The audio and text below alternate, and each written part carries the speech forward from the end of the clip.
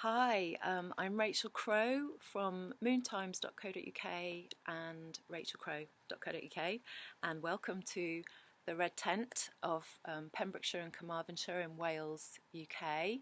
And it is such an honour to be here on Deanna's Summit once more. So we're here to discuss red tents, women changing the world. Excuse me. So I have such hope and faith that the power of the collective of women is going to make a difference in the world. I feel it. The divine feminine is rising. Patriarchy is fighting. It's clinging on, but we're rising, women. We're rising together.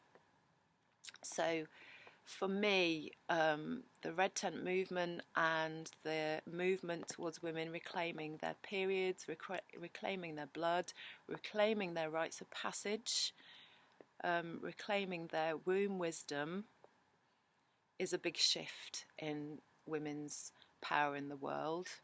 We're coming to really step into our divine feminine power, which is what's going to change the world. One of the things that has been said, it's kind of an old prophecy, when women put their blood on the earth, the blood of war will stop.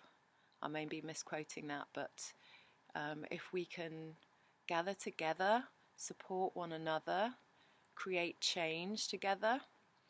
Women gather in this space and we do so many different things. You can see we've got a big drum over there. We do drumming and singing. We sit in circle. We meditate together. We're connecting to our hearts. We're connecting to our wombs. We're connecting to our Mother Earth.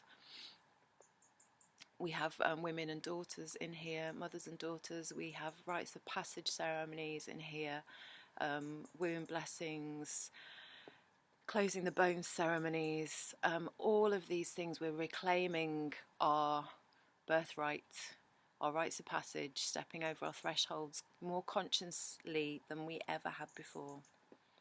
So I encourage women to create a red tent, and you don't need a space like this. You can create a red tent in your kitchen. All you have to do is put out the call, get some nice herbal teas in, and put out the call. And our red tent usually has a theme. It has a something we'll do for that month. So I'm going to move my camera around and show you. You can see there's our wood burner. I'm on the sofa over there. There's a massive pile of herbs. So we did smudge stick making last night. So while everyone shared, we made smudge sticks, which is something that we can then take home, dry, and use to cleanse our space at home. So little things like that. There's loads of ideas out there, and I know Deanna's going to support you in what you need to do to set up a red tent in your neighbourhood. And you know, it was a real privilege to meet Deanna when I went to America about 12 years ago now, I think, and she was just setting up. She really inspired me with her Red Tents in Every Neighbourhood campaign. In a way, that's what it felt like. Let's get a red tent everywhere, and it almost feels like there's a red tent needed in every village. We tend to say village in the UK. So this red tent momentum, these groups, and whether you want to call it a red tent or just a women's circle or a moon lodge, or you know, whatever fits for you and your peers, your friends, as we gather, the energy of the world will change. So, you know, I'm not a Christian, but there is a quote, probably from the Bible. It's about the more who gather in my name, the more power we can put into these intentions. So the more and more women gathering, whether it's full moon, dark moon, you know, just that energy. It's so exciting for me. I feel it. I feel, you know, I've been doing this work for coming up to 30 years. I started my first women's circle when I was in my early 20s, and I'm coming up to, I'll be 50 soon.